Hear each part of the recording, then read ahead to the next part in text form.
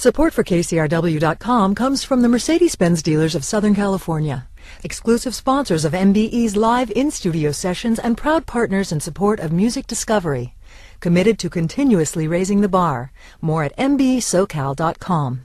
Well, thank you all for joining us today, and thank you, Joe, for taking some time. I know it's a busy time for you right now.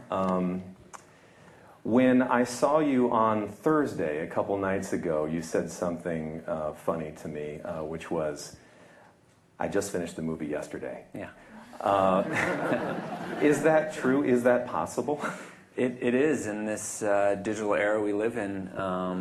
I literally finished the movie Wednesday morning, and we put it on a hard drive, and it was instantly duplicated and disseminated around the world almost instantly. So it was surreal to finish it Wednesday, watch it once through, complete. I got to watch the movie once, finished, and then it was shipped out and watched it now with an audience both the last two nights. So it's been pretty cool. Well, congratulations. Thank you.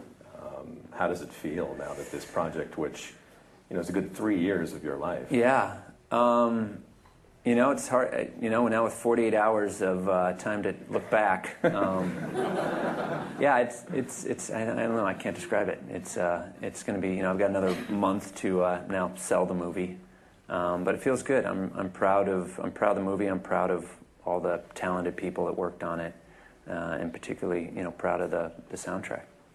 Music is a huge part of this film, but I'd like to start with your own background with music. Mm-hmm. I've had the pleasure of working with you prior to Tron on some commercials, yeah, and advertising.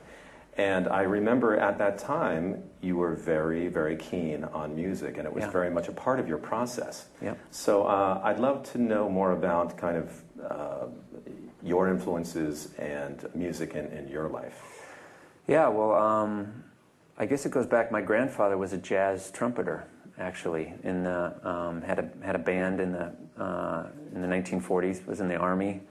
The story he always told was he was actually he ran the jazz band at Wendover Air Force Base in Utah and played the dance the night before the crew of the Enola Gay went on their final mission to kind of at the end of World War II. So he was kind of into dance hall music and jazz, and he was then became a high school band instructor in Chicago, and he had 13 children, and they all played instruments, were required to. And my mom was a pianist, and so she had me on the piano at 3 years old, starting to learn how to play, and then I switched to saxophone in junior high, and for a while I thought I was going to be a jazz saxophonist. I mean, when I went to college, I majored in had a double major in jazz music and mechanical engineering. So I had these kind of opposing kind of interests, and eventually I thought architecture would be that kind of fusion of those two interests of mine, the creative and the technical, and then through a series of events, found myself, working in movies, and somehow I feel like I ended up in the right place. You mentioned architecture, mechanical engineering, and I wanted to ask you about electronic music, because I know you're a huge fan of electronic music, and back when we first started working together, really, you had a passion for a lot of underground and fairly obscure electronic music. For you, was electronic music kind of a natural companion or soundtrack for architecture and computer design? Yeah, I mean, I remember sitting in the computer labs at Columbia, in the 90s, listening to, Sneaker Pimps and Daft Punk, and everyone was in their headphones in front of their computer screens and working all night, and for whatever reason, it was the soundtrack to that process, and it continues to be that for me, and, the music somehow unlocks a part of the brain and just gets that internal visual thing going, and this movie was no exception. So Daft Punk, as you moved into the pre-production for Tron Legacy, Daft Punk were, top of your list. But at that time, they really had much more of a dance music pedigree. Not necessarily known as, film composers, certainly, or on an electronic side. Really they had made a lot of great dance records. What was it about Daft Punk that, drew you to them or to this idea?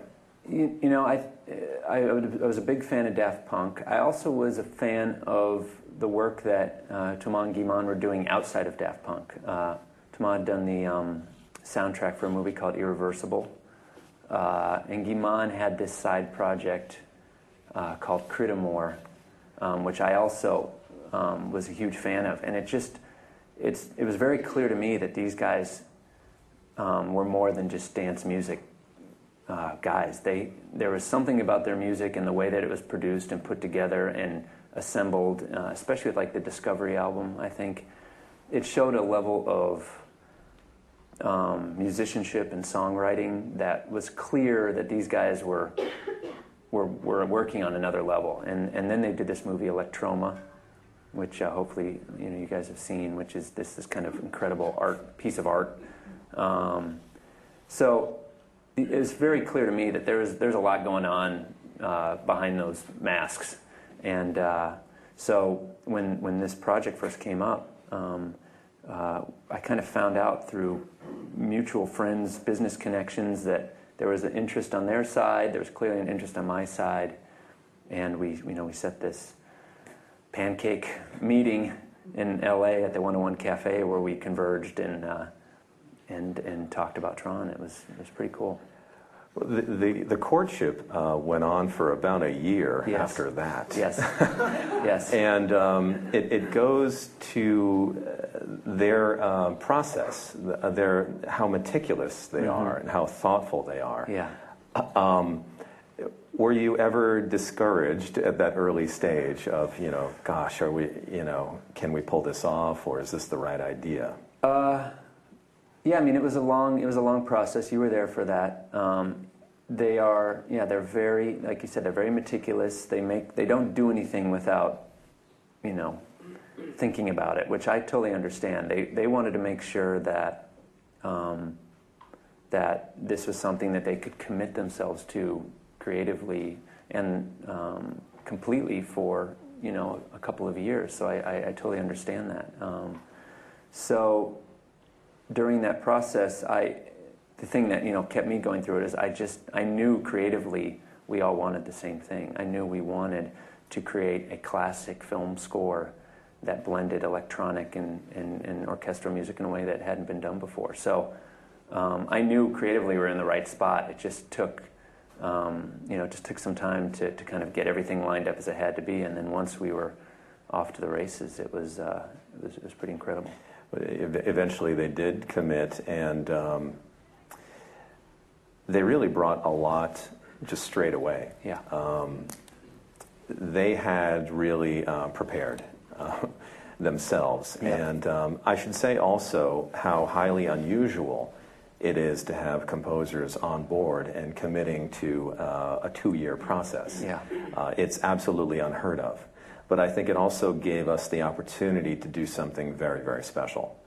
I remember them submitting demos at a very early stage, and I'd love for you to talk about how important that was, to have demos and a lot of ideas before you had even shot the film at all. This is months before the shoot. It was pretty incredible. I mean, we started with those 2 demos that were very just like sketches that were just kind of mood pieces, which showed that we were, where we were going to set out. And then shortly thereafter, I remember I got that playlist of 24 tracks, grid 1 through 24, unlabeled, just numbers, which was great. And I put them in an iTunes playlist, and I just put my headphones on one night and listened to each track going down the list. And I remember in that little comment section in iTunes, I was able to, there's 2 things. There's the stars, 1 through 5, and then there's the comments, and on each one I rated it,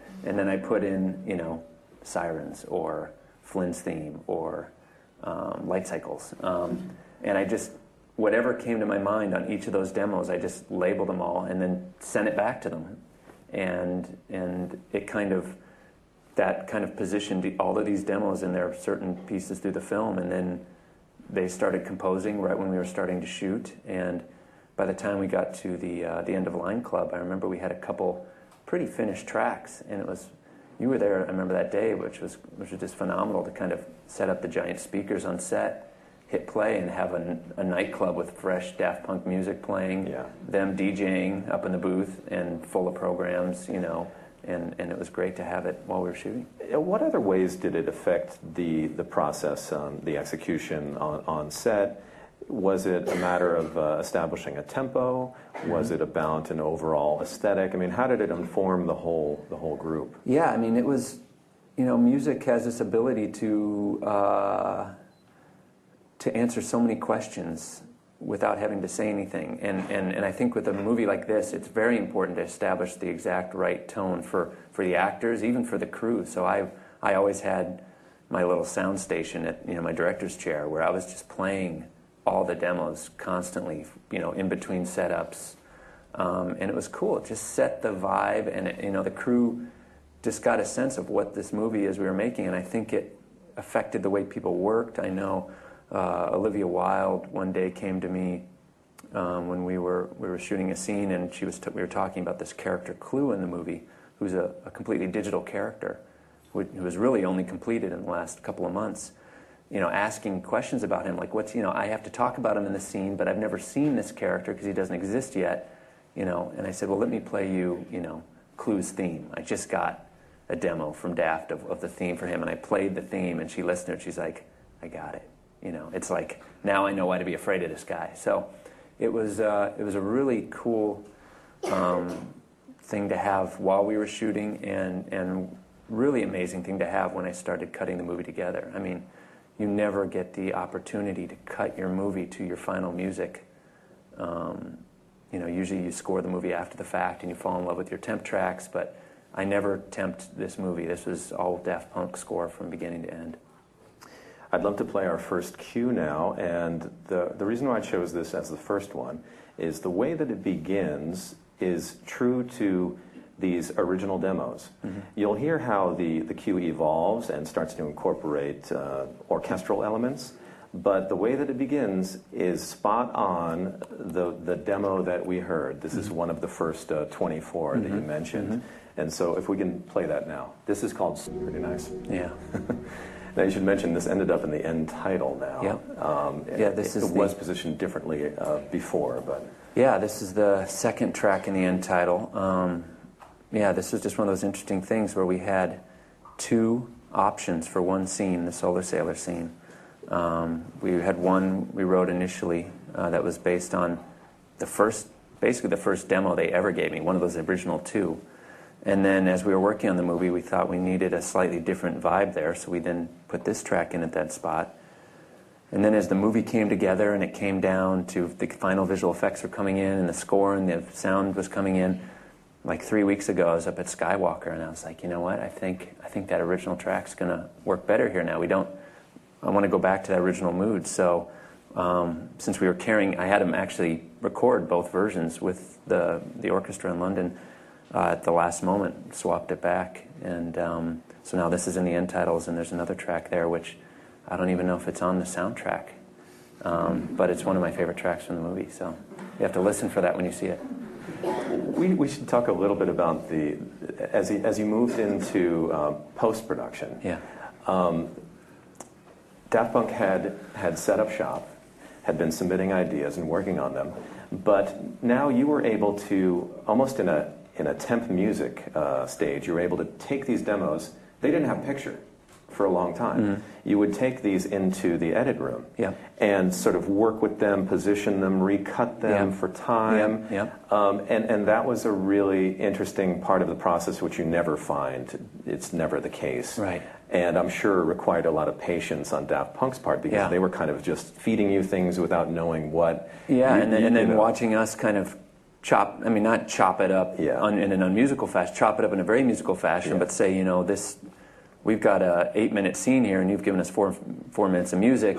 We're going to take that middle chunk, we're going to loop it, to fill it out, and then we give it back to them, and they're like, okay, on the second loop, then we'll evolve it and add something else. So it was a real back and forth process, and I have to say, for guys who hadn't done a movie before and are so exact and so precise in their own process, the level of collaboration and openness and understanding that they were serving the film in this role was pretty astounding. It was a pretty amazing process. They really approached it with such an intellect, so thoughtful. They talked a lot about the layers, the orchestral layer, the electronic layer, the granular layer. All of this was really important in integrating these ideas together. And you hear that in the first cue as it begins with that distinctive arpeggiation, that synth sound, and then moving into the orchestra. They feel organically married, and that's not easy to do. We always wanted it to be this kind of seamless blend in the same way that visually the film, the blend between what is practical and what is digital is meant to be blurred and invisible to an audience. We also wanted the music, the line between sound design and music to also be blurred. So that's where sometimes those granular elements will sometimes feed into a cue, and you'll almost feel it to be like room tone in a scene, and then all of a sudden a cue will kind of bubble up out of it, and that kind of blend of those elements was something we set out to do from the very beginning, and I think it worked.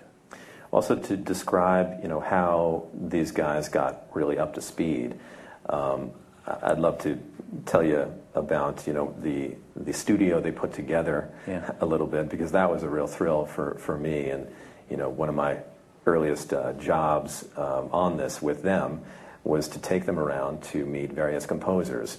Very early on, the idea was, well, actually, we don't know how they'll do this. Do they want to pair up with an established composer? Anything was possible. And so I organized a bunch of meetings with A-list composers in town, and everybody opened their doors and were very generous with their time. This is Hans Zimmer and Harry Gregson Williams and all the best composers. And it was so great to just watch them absorb information, and as I said, how generous people were. And at the end of a 2-week frame of meetings, and the funniest situations where I'm driving through Burbank and they're in this crazy convertible Peugeot behind me, and I'm just in my rearview mirror. I'm just hoping I'm not losing them. They're such characters, you know. I mean, in real life, they're characters. And at the end of it, we said, okay, well, who do you want to work with? And they said, well, we want to do it ourselves. And of course, the studio, who would love to have a guarantee, an insurance policy of having, Hans Zimmer right there, where, was a little unnerved by that. But we believed in them, and I think it was their intellect and how they're approaching it, their demeanor, that really made the difference. But plus, they had done their homework. But it was definitely a funny experience to go around with them, and then help them put a studio together. They put a room together at the old A&M Studios, Henson. And, along the way, we found some terrific people to be the resources and the support team. We have Joe Trapanese here today. Joe, are you around? Where's Joe? Where's Joe? Somewhere up there he is. Up there, all right. Joe Trapanese, invaluable as an assistant and orchestrator. Dan Lerner came to us through a meeting with John Powell. I mean, I don't know if we got lucky or just great people. We got lucky. I think we got lucky. Got involved, but it was a special thing to see it all come together. Mitchell, who introed us, was a tireless cheerleader, and his creative direction was invaluable. So it was a terrific time. I want to go to our second cue, and this is the recognize or capture. And this is also significant, and without giving away too much in the film, this is when 3D really kicks in.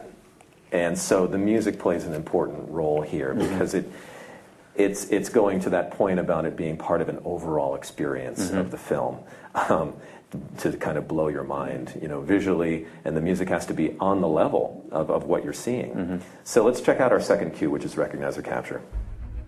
Well, you know, with this cue, you can feel how Daft Punk really had a command of the orchestral and started to really indulge there.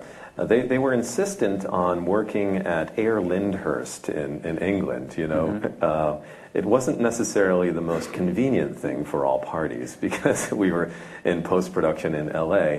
But just like everything for them, they had listened carefully to a lot of scores and they were so set on this. What was it, the horns? The brass, yeah, they were convinced the brass there, and I also think the acoustics of that particular room make a difference. And you know, I think they were right. I mean, that was one of those tracks that really came alive. I mean, it was a great track when it was a demo and it was all digital, but that was one when I heard, you know, the recordings from their live session that just took a whole new life on. So I'm glad we did it. Well, because of the distance, you know, I wasn't on hand, and you would link with them. Connected, yeah, I was connected via a synced digital connection for the sound, and then like an iChat, so I could actually watch the orchestra while they played, and it was pretty cool. You know, just to throw it to Joe Trapanese or to Mitchell, who is probably still here. Yes. Yes. That whole time must have been so exciting to see this kind of roll out and for the orchestra to record. But can you share any stories of that? It was just a fantastic experience. It was about the brass. It was also about the string players and their attack, their particular attack, the kind of strokes that Daft Punk and Joe really had in mind. And it was such an amazing experience to go into that big former church, big room, to watch Joe working with Daft Punk, making changes on the fly, communicating to this brilliant 85-piece orchestra. We had the greatest conductor, Gavin Greenway, the great recordist, and really just an incredible thing of a merging of these electronic tracks that had been laid with the orchestral top put on it. It was a very special thing. Yeah, Joe, do you have anything to add on that? Must have been magic. Fantastic. I'll defer to Mitchell. Yeah. Yeah. Yeah. So Air Lyndhurst. It's. I mean, the place looks amazing. Yeah. It's in this kind of castle cathedral space, which is unreal. You know, I'm curious if they helped, you know, change or help define the way that you looked at certain scenes. Were you open to that? Was the music sort of that important to your process that it altered the way that you kind of approached it? Yeah, absolutely. I mean, when you're going to be so married to a musical piece, there are certain rhythmic beats or cycles that you can't fight, you know. So there are scenes where really the picture is really cut to the music, particularly the more kind of rhythmic stuff, which I'm sure we'll get into. But it was, you know, those tracks would come in and they inspire you to add more energy to the cut, or you know, take the edit in a slightly different direction. So it really was a collaborative process. We were feeding each other creatively, and it was a really cool thing. Our next cue is definitely, you know, out of the box of sort of Daft Punk in terms of preconceived notions. This is the Adagio, and I don't think it's giving away too much to say that this is a flashback sequence in the film, which I think gave them license to do this kind of a piece. But I think what's remarkable here is just that this is Daft Punk. because this is an amazing cue. So do you have anything to add to this? I mean, this is, for me, this is probably one of my favorite cues from the film. This is a very complicated scene in the film where Kevin Flynn, played by Jeff Bridges, tells the story of how he got to be where he is at this particular point. So he's telling a story. We're flashing back to the 1980s. We're telling a complicated story with lots of twists and turns. And the music just follows and supports and accents the storytelling in an amazing way that works so well together. But at the same time, the piece heard by itself is just a gorgeous piece of orchestral music. So this is a 4-minute cue, and it's Adagio. Let's listen. I think that certainly defies people's expectations of Daft Punk, really. As word leaked that Daft Punk were involved in this, there were a series of fake tracks. Yeah. And what an unusual situation to have there be so much anticipation for a score that the fans are actually writing it. Yeah. They're writing it for you. Yeah. What did you make of all that? Is it just kind of part of the Daft Punk mystique?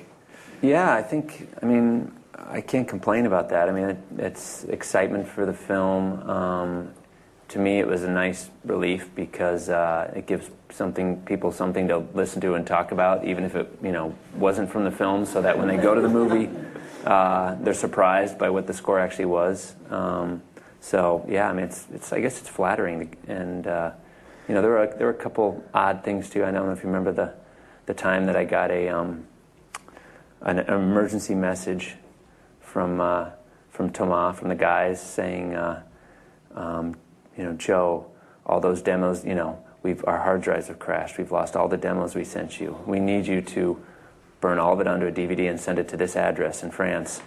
And I quickly realized, that I called Thomas. I was like, what happened? He's like, I don't know what you're talking about. And someone had worked up this ruse to get me to send the soundtrack to them. So, I don't know.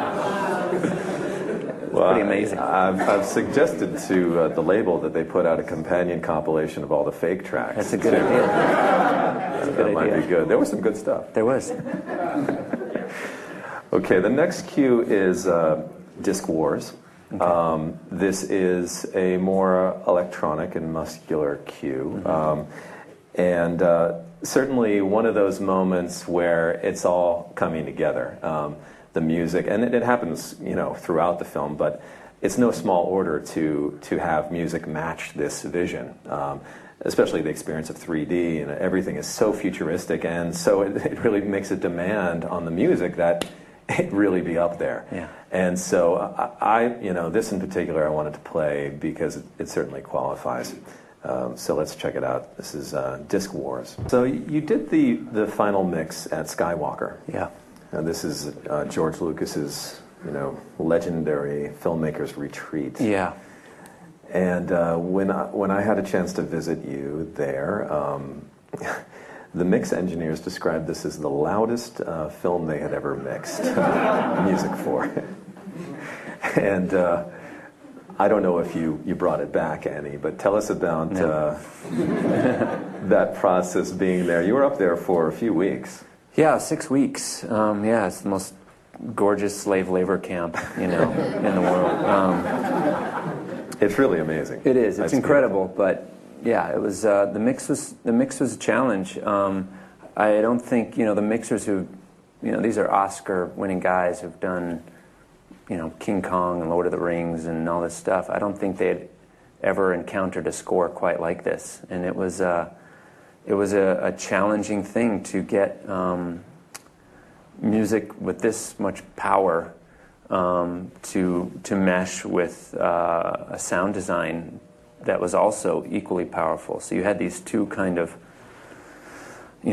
monstrous kind of things that could easily be butting heads the entire film, which would just be a mess. So it took a lot of time. It took, 6 weeks of hard work, even more prep work before that to get. We also laid the groundwork for that very early in setting up certain meetings, creative meetings between Daft Punk and the sound designers. Yeah, too. to make sure that I knew they had to work together, and it was a tricky thing to make sure that you heard the sound design elements that you had to hear, but also for the sound designers to be comfortable in letting the music carry parts of the film where normally you would want to. Normally they would put sound, but the score, since it was done in concert with the film, really was designed to kind of carry long sections of it almost alone.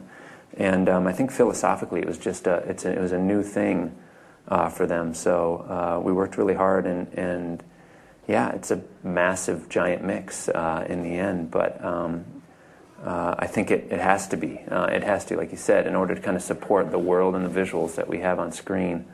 You need that kind of power. So I'm really happy with where it ended up. So did George Lucas give it the blessing? Did you? You know, I did have that pretty surreal experience of I was working down in the DI theater in what's called the Carriage House behind his main house, and I got a call that George wanted to come down and see what I was working on. So he came down, and I played him a 23-minute section of the film that we showed at the Tokyo Film Festival and showed at Tron Night a couple weeks ago.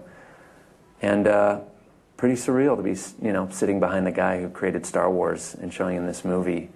And he was fired up. He was excited. So that was a pretty cool experience.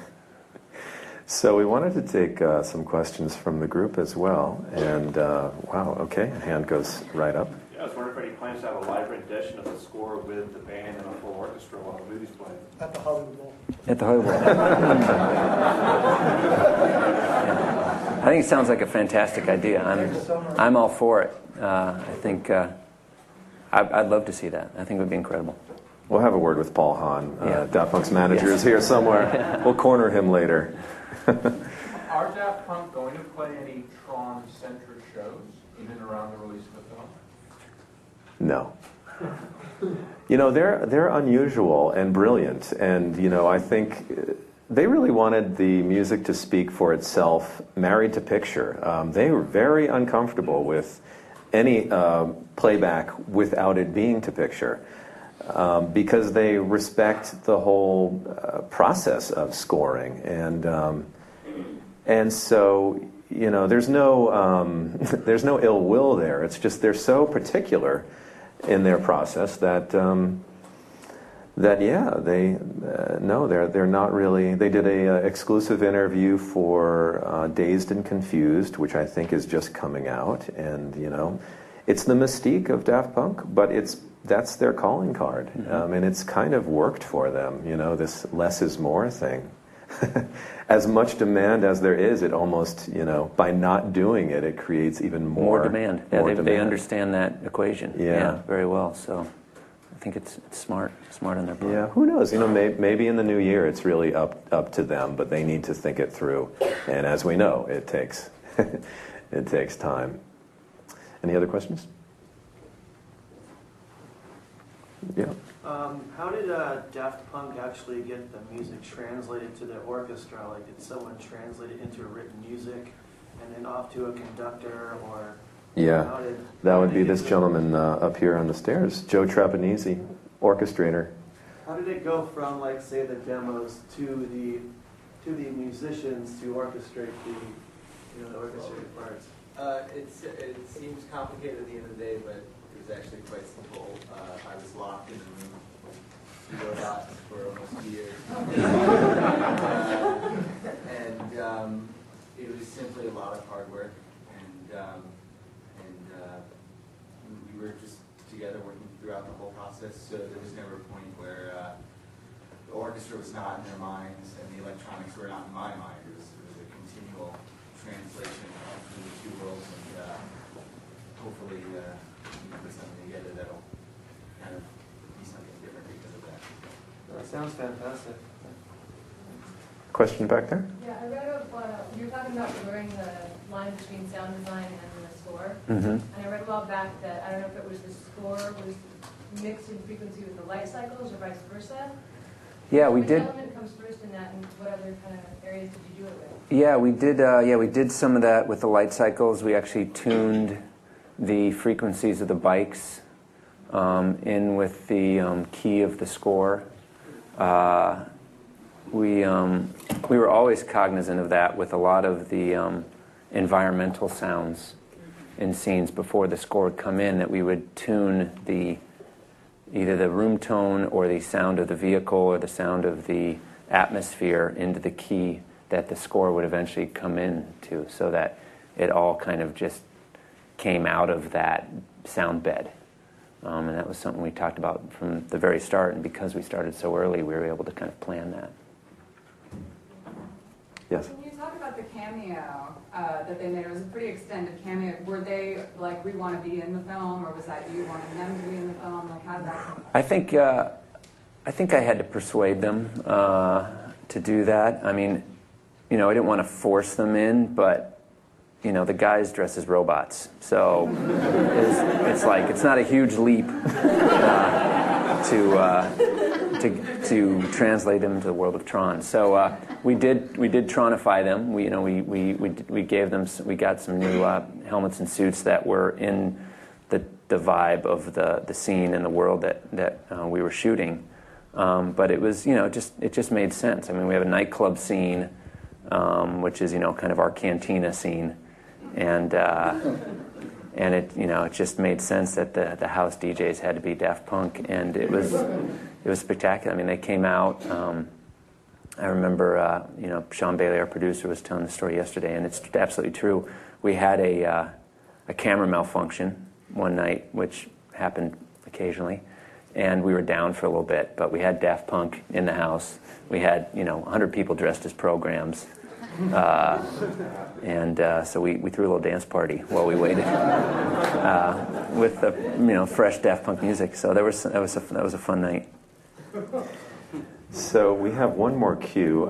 Sure, let's get in one more question. Yeah, I was just going to ask you, how receptive were they to feedback? I mean, I'm sure as a director you had some ideas about the direction you wanted them to go in, and some scenes may have not fitted with the music so well. Like, how did you give them any feedback, and how did they take that? Yeah, I mean, they were. They knew from the very start. I mean, they are filmmakers as well. They understood that their role and the role of the score was to support the film. So it was a true collaboration from the beginning. There was feedback back and forth. There were moments where we disagreed. There were moments, where they came around. There's moments where I pushed them to do something that they felt uncomfortable with at first, but then they'd come back with something that was better than I could have ever hoped, and so that was part of the process. That's part of the creative process, and out of that struggle and tension comes better work. So they were incredible. So we're going to leave you with the end title, appropriately, Cool. Which is a straight up electronic track. It does incorporate the theme, though, so you'll hear that. We might as well say thank you and good day and all the best to you, Joseph Kosinski. Thanks for being here. Thank you.